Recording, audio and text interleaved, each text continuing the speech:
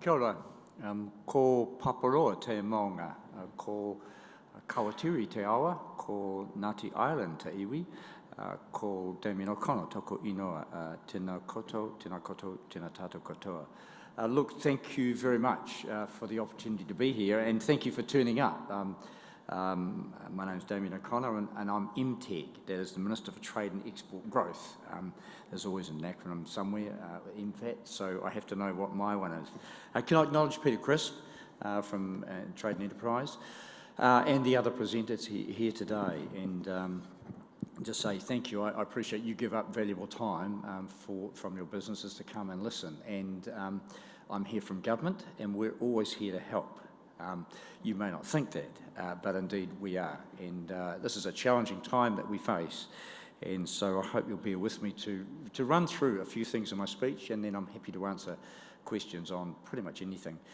You may have appreciated in my mihi that I come from Westport, actually, a place that's got a little damp lately, and I was down there a couple of days ago, and we're coming right.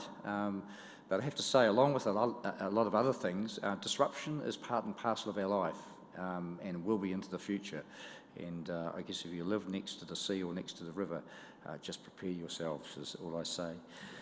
Look, as was said, I have just travelled to Singapore, Paris, London and Brussels last month. My journey followed the same route taken by many of New Zealand's exports heading to European markets.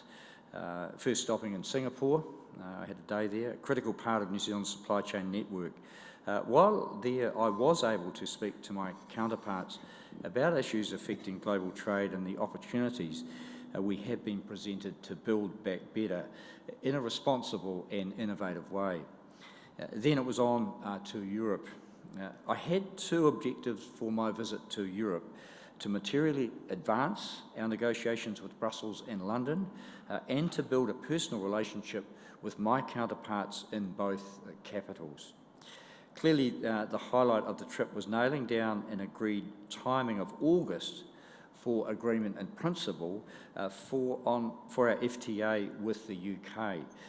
Both sides are now literally working around the clock to get us there, and this is of course a good test of the UK's ability to join CPTPP, something they aspire to, but something they're going to have to work really hard on. With the EU, I agree with my counterpart that the end is in sight for our free trade negotiations, and that we should be looking to conclude these as soon as possible. This trip underlined for me the importance of in-person meetings at a critical point in our negotiations. If I'd not flown, I guess, on the plane to Europe, so I could sit down with my counterparts to discuss these outstanding issues, we simply could not have secured a commitment from the UK to get to that agreement in principle for our FTA by August. Likewise, Commissioner Dombrovskis and I had met virtually, but meeting in person made a critical difference. We had a chance to talk privately about our priorities and to engage on these in a way that simply could not be possible on Zoom. I know that you are acutely conscious of this too, and I understand your frustrations, of course, of not being able to meet in person. I did conclude, however, that a meeting in person with masks on versus a Zoom meeting is a hard one to make a call on which is more valuable in terms of interpersonal connection. So we do have to move beyond masks to really get the value of those personal relationships. I was struck just how different the world is out there and how it is to our lives here in New Zealand. There were just 14 passengers on the plane from Auckland to Singapore. Not a great money-making venture, I'd suggest, for the airline. Our journey required continuous social distancing, masking, and diligent sanitising at every step. People over there remarked on the novelty of meeting in person, something they hadn't done since the pandemic began, in a number of cases, particularly in Belgium. There were no handshakes, a few elbow bumps, at most, and as I say, masks and hand sanitizer were habitual, even in the meetings. And as I said to you before, trying to negotiate with masks on is quite different. You might try that on an Air New Zealand flight and then multiply that out by 18 months. Counterparts often said to me that the pandemic has reminded us how interdependent we are. That is, of course, very true, whether it's about vaccines, manufacturing for essential goods, or about the food that we need to keep exporting and importing. No one is safe from COVID until we're all safe. This is why I focused so strongly during my chairing of the APEC Trade Ministers meeting on the role trade can and does play in fighting the pandemic. I believe that the Ministers of Trade have a particular responsibility to facilitate access to vaccines, access to medical supplies and other essentials by ensuring that trade in goods and services is actually helping us fight the pandemic. That really is trade for good. One of the lines I used, and I've checked, that the Pfizer vaccine that we are all looking forward to having, if you haven't, is made up of 280 components from 187 companies from 19 countries. That's why we need trade, to ensure that we have the movement of those goods or those components to ensure that we get the Pfizer vaccine. And I repeated that in discussions time and time again, that trade is essential if we're to move forward. As I was waiting out my MIQ, a long 14 days, I can assure you, and reflecting on my trip, I was reminded of the importance of our border management system, as well as hugely appreciative of our professional and hard-working border workers. Our decision to treat our COVID response as a health one first has made an enormous difference to the quality of life here in Aotearoa, New Zealand. In Europe, the shuttered shops and the sense of anxiety on the faces of those behind their masks was a sober reminder to me of how right our decision to go hard and go early was. Those weeks New Zealanders spent in level 4 lockdown last year, and of course shorter stints of level 2 and level 3, have paid off. We must not squander those sacrifices we all made by rushing to open our borders too soon. Throughout the COVID response, our primary industries have kept product flowing through the supply chains to market and revenue flowing into our country. My farmer friends think they have, of course, dragged our economy forward, and indeed they've played a very, very big part, but they're not the only participants in that. At a time when economies around the globe are taking severe hits due to the pandemic, New Zealand's food and fibre export revenues dipped by only 1%. It's amazing.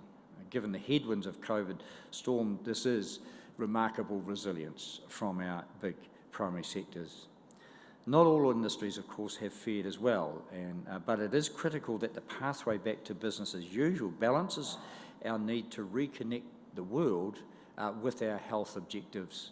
I make no apology for our approach. It has saved lives. In the short term, the government is doing everything it can to bring people in across our borders whilst managing our MIQ capacity. Since June last year, we've been able to let in over 8,000 critical workers. In May, we announced that 500 spaces per fortnight would be allocated in managed isolation facilities over the next 10 months, many for skilled and critical workers to support our economic recovery. We're consistently averaging more than 10% of MIQ spaces set aside for economic purposes every month, including, of course, RSE workers, for specialised construction workers, for deep-sea fishers, and, of course, other people across the health sector.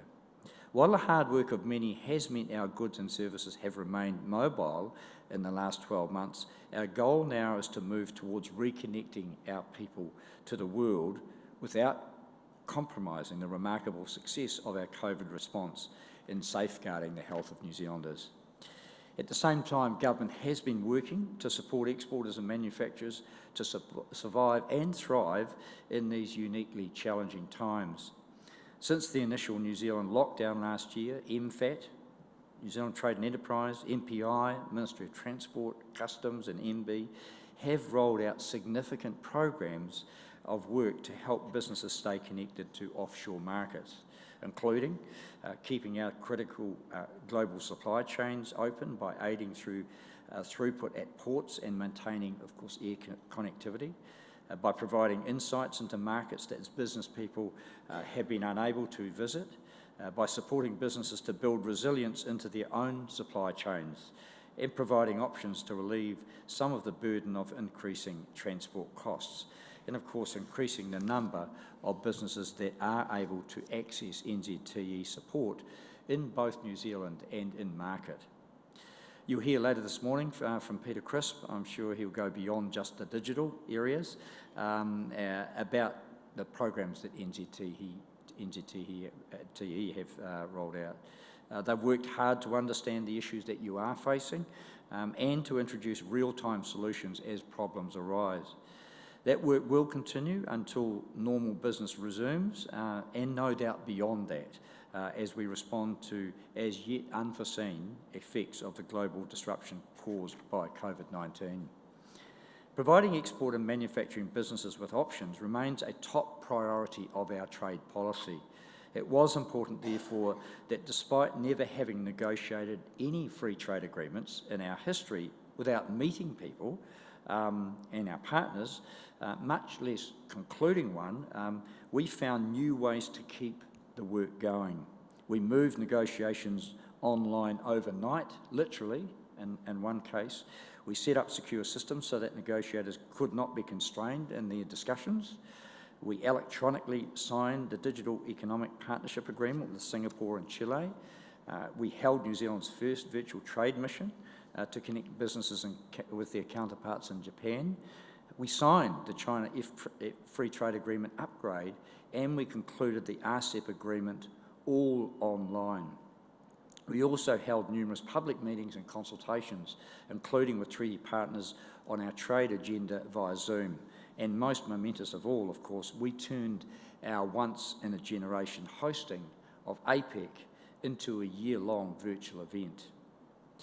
As I've said, my trip to Europe was an eye-opener in terms of just how differently the rest of the world has been living, while we've been living relatively unaffected lives in New Zealand.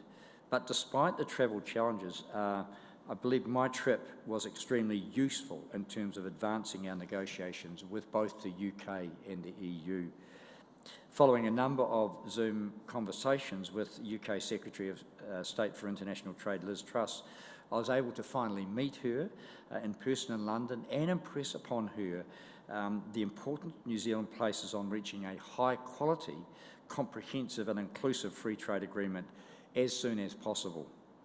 Secretary Truss and I were able to review the process made and discuss in detail how we would move forward at pace to reach an agreement. It will be, of course, no surprise to you that goods market access was a key topic of conversation, and I was very clear. In order to conclude a deal, New Zealand needs to obtain commercially meaningful market access, including, of course, our agricultural goods. I also had the opportunity to discuss the benefits of a free trade agreement and the perceived challenges with Secretary of State for the Environment, Food and Rural Affairs, George Eustace, who you will probably have seen as not a great advocate of the free trade agreement. But, you know, I reinforced to him that our exporters both stand to benefit from a comprehensive free trade agreement, from tariff elimination, addressing other trade barriers and enabling further collaboration between our complementary agricultural sectors. I think what he has to do is to convince his farmers that they've got to focus on opportunities in new export markets, not just in the EU, and that's the challenge that he has. I was happy to help him with that, and starting, of course, with a free trade agreement with us, maybe moving to CPTPP, but ultimately they have to focus outward, which is a new challenge for them. We committed, Secretary Truss and I, to aim for an agreement in principle by the end of August. It put the jitters up most of the officials in the room, but the pressure is on them, and indeed we started negotiations yesterday with some real momentum. For New Zealand, it is an opportunity to reduce and remove barriers that our goods and services currently face in the UK, and to level the playing field that some at the moment is tilted in favour of many of our competitors. It's also an opportunity to lead on sustainable trade and to drive our trade for all agenda. Our negotiators are working, as I say, very, very hard to progress this. Negotiators are also working hard, of course, in conclusion of another free trade agreement, one that has been underway for over 4 years, the one with the EU. My visit did provide an opportunity to meet in Brussels with the EU Trade Commissioner and Executive Vice President, Valdis Dombrovskis. He's from Poland. I was advised that he was, a rather bland and straightforward person, but actually a really nice and personable guy when you get to sit down and have a meal and engage on some of the issues that we both share. I had very constructive discussion and detailed discussion with him that we covered market access. And we also went into other areas like services and investment, intellectual property, sustainable development and trade and gender, all areas where the EU and New Zealand share values. There's a desire to conclude the free trade agreement as soon as possible, and it was evident in the useful movement that we saw in round 11 of the negotiations that have just started after I left and have concluded. We think we've made good progress there. It also, the visit to the EU provided an opportunity to meet with the Belgian Deputy Prime Minister, Sophie Wilms, who herself was a victim of COVID and had been in intensive care for a number of days. So she had first-hand, experience with COVID and its effect. I also met French Trade Minister Frank Riester.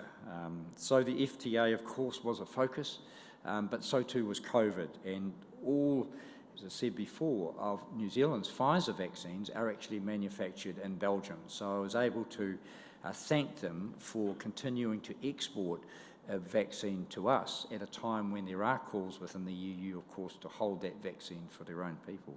So it was useful to be able to say thank you in person. I've talked about creating options for exporters. Now more than ever, we cannot allow ourselves to become dependent on a narrow set of markets. Spreading our risks means spreading our offerings across a range of markets, and it's government's job to provide those options and allow you to do that, to create choices for New Zealand businesses, and then you to make the calls on what you take up. In addition to Europe and the UK, we are looking to expand markets for New Zealand and other regions. Latin America, we're looking at the Pacific Alliance with Chile, Peru, Colombia and Mexico. We're upgrading our ASEAN Australia, New Zealand Free Trade Agreement, ANZFTA, and we want to expand this free trade agreement that has been delivering opportunities for us for more than a decade. CPTPP, of course, is also evolving with a range of parties keen to join. The UK is the first cab off the rank, and the US, of course, remains a key economic partner for us, and a free trade agreement with them is, of course, a long-standing goal. India, too, remains an area of huge potential, which we need to continue working to better realise. And I'm also interested in exploring more and what we can do with Africa and other places around the world.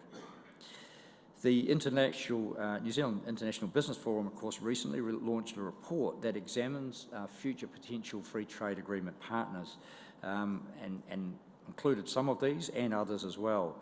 As long as the balance of interest for New Zealand, both commercially and geostrategically, is in our favour and our sustainability objectives are not undermined, we will continue to pursue trade deals so that when businesses are looking to grow internationally or spread their risk across markets, that you have a good range of options. I'm particularly pleased to see they recommended Switzerland, given the skiing opportunities in that country, which I enjoyed for a while. But there's a range of countries there, all of which are potential opportunities. Of course, the trade deals don't end at signature, and they require effective implementation, ongoing maintenance, expansion and modernisation to continue to maximise the benefits. With 62% of our goods and services trade covered by our free trade agreements, that will go to 75% if we can sign up with the UK and the EU. We need to be looking at what other trade policy levers we invest in to grow the value of our trade in the future and ensure that our trade policy is fit for purpose in a modern trading environment. That may mean that there is more value to be extracted from improving or expanding an existing free trade agreement than negotiating a new one with marginal benefits. Modernising how we trade is another important lever. New Zealand's export sector is now much broader than agricultural goods, and our trade policy priorities have broadened along with it. To drill down on one example, and some of you will be involved in this, is New Zealand's tech sector that has been growing strongly over the past few years. And we have real expertise now in agri-tech, fintech, gaming and health tech. Over COVID-19, New Zealand gaming sector has shown extraordinary growth, with exports increasing 42% between 2019 and 2020 to reach $324 million, an amazing achievement in an area that we think is only involves our kids. Believe me, it goes way beyond that. That's why we're looking to create opportunities by agreeing to digital trade commitments, and people perhaps speak on that. These commitments include simple things like digital trade facilitation, which ensures that goods can be exported without requiring hard copy documents, ensuring data can flow across borders and promoting online consumer trust. These are all things that we need to focus on, new areas of both opportunity and potential barriers. The Digital Economic Partnership Agreement, DEPA, that we signed with Singapore and Chile is designed to support and encourage digital trade, digital inclusion and sharing of information and regulatory approaches between parties. That includes new and emerging areas such as artificial intelligence.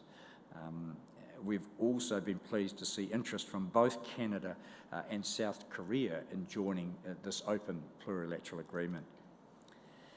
APEC continues to be critically important to our regional trade and economic ambitions. Recently I chaired a meeting of APEC's ministers responsible for trade. It was a meeting where APEC returned to its past habits of showing the rest of the world the way. Trade can be a force for good, and the ministers' meeting did a number of things to prove that point. Two standouts relate to COVID-19 and of course to climate change. In COVID-19, ministers agreed to consider taking actions, something that is not always achieved when you sit down to talk with many countries.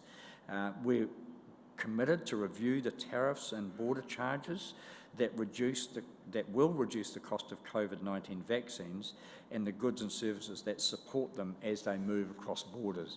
At a time when we know that people need to be vaccinated, we still have unnecessary barriers to trade and the movement of those vaccines from one country to another. And we need to speed up the movement through the ports, and we're committed to do that. And International Red Cross welcomed a set of practical measures to support the world's greatest challenge. Of course, that's vaccinating everyone from COVID-19. The second challenge, and we're reminded by climatic events, of course, is climate change. Since the G20 agreed in 2009 to rationalise and phase out fossil fuel subsidies, great agreement, the major emitters have increased subsidies by 40%. Thanks to courageous and creative diplomacy by officials here in New Zealand, New Zealand has persuaded all those trade ministers to ask officials to work towards a commitment not to introduce new fossil fuel subsidies. That in itself seems bizarre, but that was quite a commitment. No new fossil fuel subsidies. Agreement to such a commitment by the end of the year will mark a practical and tangible step towards slowing, halting, and then ultimately reversing a set of mindless government practices that hasten the world down a pathway to climate crisis. And this work aligns well with another agreement our Prime Minister has launched with Norway, Costa Rica, Fiji, Switzerland and Iceland, the Agreement on Climate Change, Trade and Sustainability, or ACTS as it's called.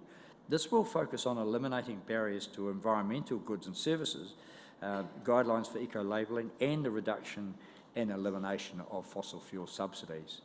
We have to share the best technology and practice around the world if we are to make real progress on climate change. That currently is not the situation. That's what we want to change. APEC trade ministers also agreed to launch new work on identifying environmental services that are, as I say, up in the process of updating the current list of environmental goods. We can't or haven't been able to decide on what are environmental goods and services. Something you would think is simple, but something that's not simple when it comes to sharing aspirations across a number of countries. APEC is still the only group of economies that has agreed a list of these such products. And both of these clusters of work will keep APEC at the cutting edge of work in this area while also helping, we hope, to lower the cost of environmental technologies and improve their take-up. We're not just committed to APEC so that New Zealand can beat our drum as a regional leader.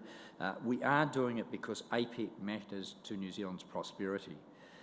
It is the petri dish in which the region ferments trade liberalisation and economic reforms that are in our national interest. It has catalysed changes that have supported a doubling in the region's GDP per capita over the last 30 years and helped to lift 1 billion people out of poverty.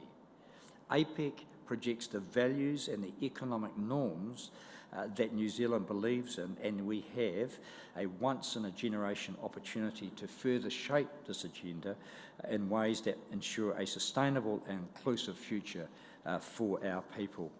It helps bend the region in ways that reflect who we are as a nation.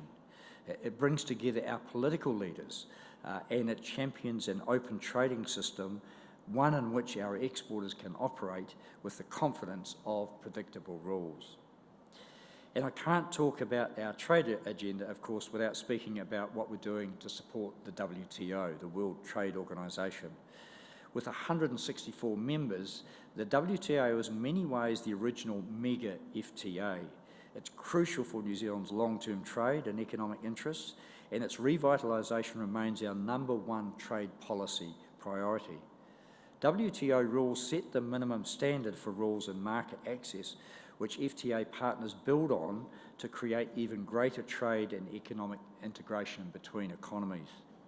WTO agreements also mean that in parts of the world where we don't yet have free trade agreements, but where economies are WTO members, we still have predictable and enforceable market access that does not need to be renegotiated every year. This provides companies with the confidence to grow into international markets without fear of fluctuating rules. Without free trade agreements, our businesses, will rely on WTO agreements for trade with some of the world's largest economies, the US, the EU, the UK and India, among others. It seems like a slight imbalance of power when, as a small exporter, you're negotiating with those countries. The WTO is the only way that we get protection as we go into those markets. Our immediate priority at the WTO is in line with the commitment of the 21 APEC trade ministers, which I chaired, is that we want to finish negotiations on fisheries subsidies by the end of July, and that is indeed looking challenging, but we continue to expect conclusion as soon as possible, and certainly ahead of the ministerial meeting in December.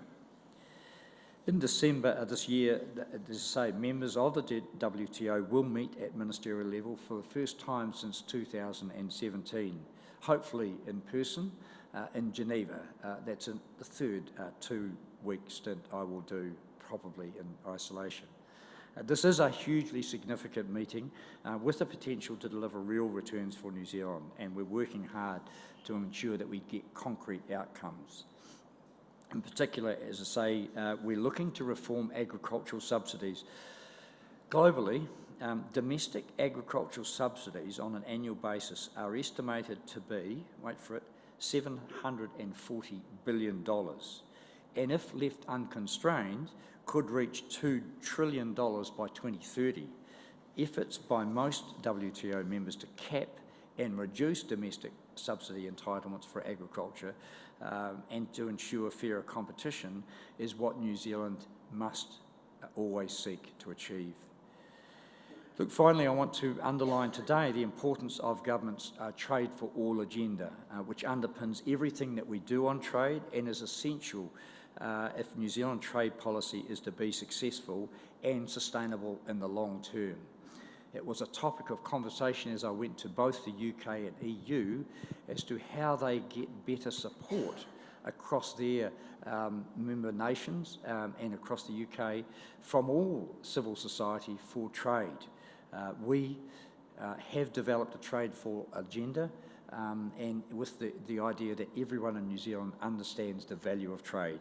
They have yet to make progress in these areas and we're happy to help them. Trade for All absolutely means that we continue to support the institutions and mechanisms that are central to New Zealand's prosperity through trade, and that I have already mentioned, as well as, of course, supporting New Zealand companies like yourselves to internationalise. But Trade for All also means ensuring our trade policy recognises and respects those things that matter to New Zealand, such as the environment, such as labour rights and gender equality. New Zealand is working hard to progress this agenda internationally as well, including through our partnership with Canada and Chile in the Inclusive Trade Action Group. Only last year we signed a global trade and agenda arrangement alongside our ITAG partners. Trade for All means trade policy that is more consultative, inclusive, that recognises the role, voice and views of Māori as treaty partners, and it ultimately means sharing the benefits of trade more widely, allowing New Zealanders all the opportunity to benefit from trade. We are being deliberate about pursuing opportunities that will enable small and medium enterprises, Māori and women-led businesses to access the opportunities provided by trade. So I'm pleased with the progress that we are making to implement the recommendations of the Trade for All board. There may be a couple of members here who were on that. Thank you for your efforts. And there are some members who have come on to, with other people who have come onto the Trade for All Ministerial Advisory Group that I hope will continue to provide me with independent advice as we move forward. In conclusion, through all of this work, we're working to secure New Zealand's future well-being through trade, and we support our businesses to adapt to new ways of doing business in very challenging times.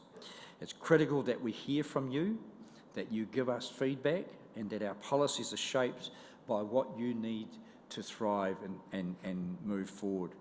Today's conversation is one of those opportunities. There are plenty of officials here to take notes, and I'm now happy to answer any questions or try and answer some of your questions as we move forward. It is a new way of engaging with you, Trade for All. Not many countries do it in such an open and inclusive way, which is why they have trouble as ministers in progressing what they know is better for their country, but is hampered by interest groups. Self-interest groups, a lot of them in agriculture, of course, when it comes to Europe and the UK. Ultimately, we have to get people to look outward. The interdependence on one another across the globe is the reality of the world we live in, and unless we remind people, and often it might be some of my farmer friends, that the tractors, that the cell phones, that the technology that they need to move forward often comes from other countries. We need to leave the door open to that technology. We want reciprocity so that those countries leave the door open for our products. That's what we're trying to achieve. Thank you for your commitment to trade and to New Zealand's prosperity. And this is, I'm happy to answer any questions. Kia ora. Thank you. And the Chancellor saying we have to focus on climate change. They are looking and testing our credentials in terms of commitment to climate change, water quality, soil protection, labour standards. There's now the ability, of course, for a consumer in most parts of the world, through a Q code or through some very quick analysis, finding out where that product came from, how it was produced. So sustainability in all parts of our production system, social, environmental and economic, will be tested. We have to be able to stand up and be proud and know that the story behind it has credibility. Yeah, just a supplementary, if I may. You talked about clean and green, for example. Is that defined for New Zealand, or will we be, for example, required to meet the European expectation of what clean and green means for them?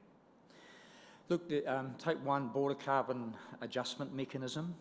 So they're talking about that, and I'm sure that conversation will continue. We've said that we can accept that discussion, but we have to, in the end, if assessing the carbon footprint of a product and then being able to impose a levy or a tariff on it, is to be progressed. We have to ensure that it's science-backed, that it's fair and it's not arbitrary. So I think we will be seeing more of those proposals, and the WTO is perhaps the only organisation at this point. It hasn't endorsed that. If we're going to move forward there, just as animal welfare was talked of by the UK as a possible area of bottom line commitment and standards, I early on to the Minister said, well look, appreciate that for the most part the UK and the EU are very aligned with New Zealand, our determination to have high standards of animal welfare, but we run different farming systems. And so when we start to pull it apart and analyse then what they consider as good animal welfare, which is keeping animals inside every time it rains, or a little bit pushing, and us having a pasture-based system where animals can roam freely, which one is better? You get into a very challenging area. So we've tried to avoid those areas of subjectivity, I guess, and to stick to areas where there's science-backed analysis. Carbon footprint is one of those areas, so I think we will start to see the analysis of the carbon footprint of every one of the products that we send offshore. I think we're in a reasonably good position, but again, we can do better. Thank you, Minister. Next question, so right at the back here.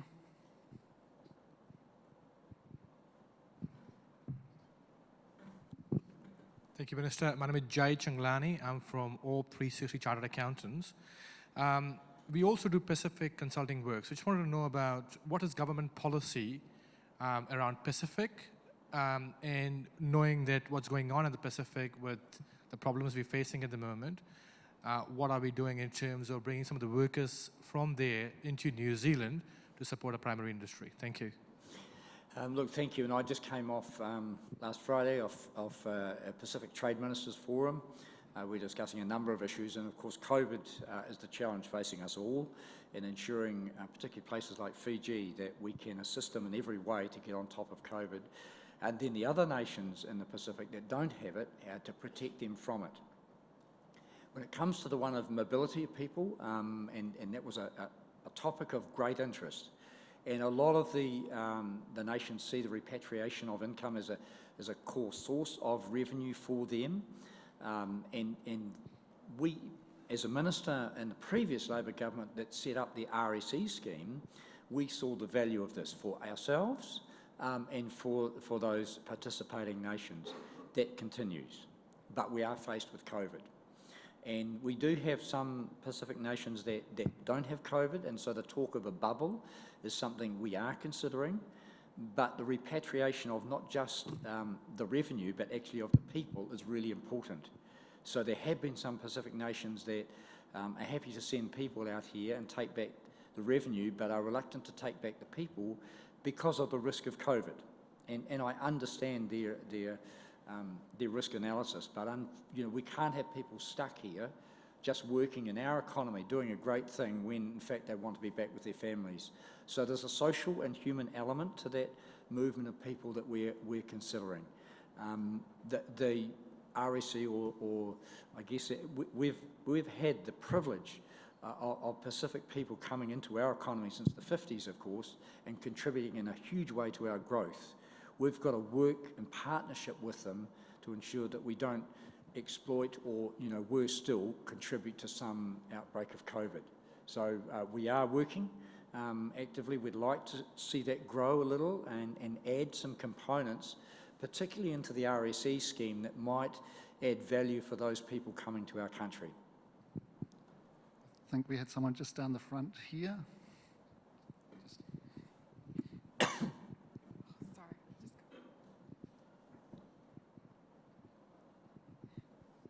Hi, Fiona Robertson from Newfoundlands.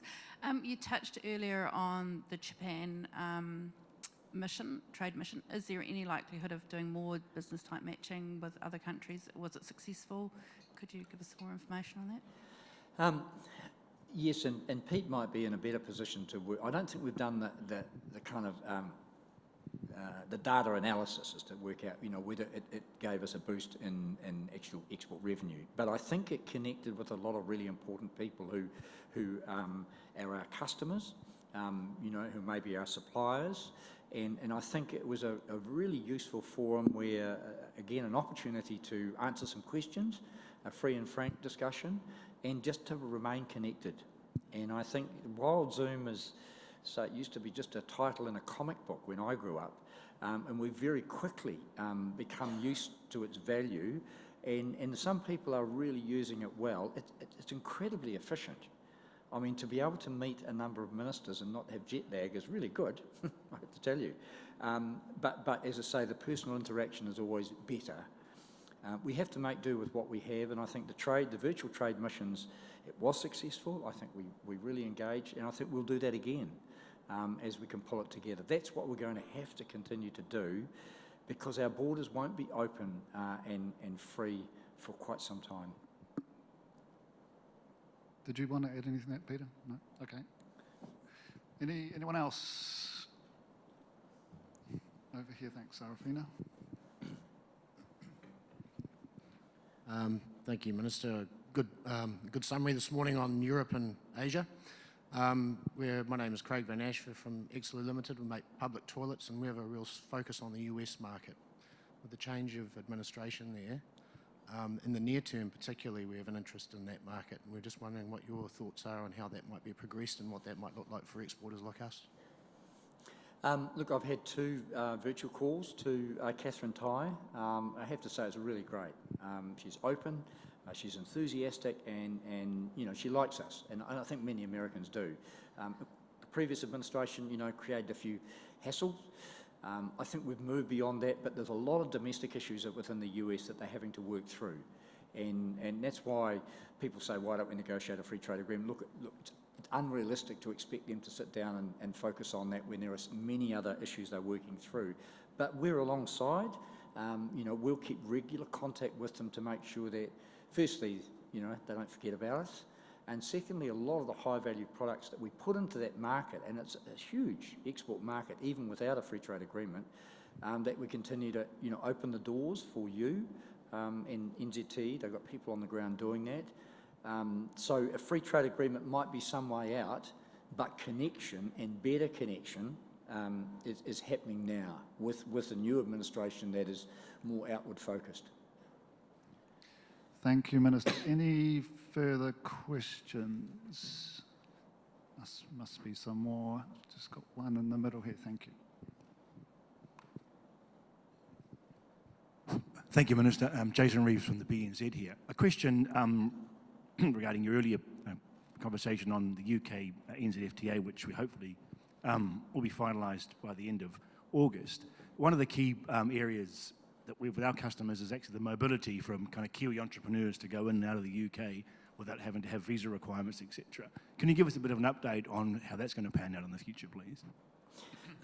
Look, thanks. And when the Australians announced the agreement in principle, they've still got a long way to go. Clearly, the mobility issue was didn't catch us by surprise, but clearly they got a good deal there. So they moved the age limit out to 35 and 2 years. And so it's part of our discussion. And as I say, we haven't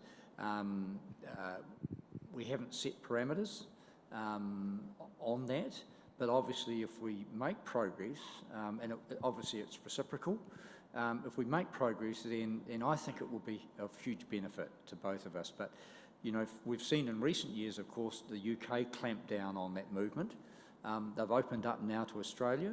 We'd like to think that we can get a similar deal, and that's what we're working towards. But as you will have seen, we're also doing an immigration reset.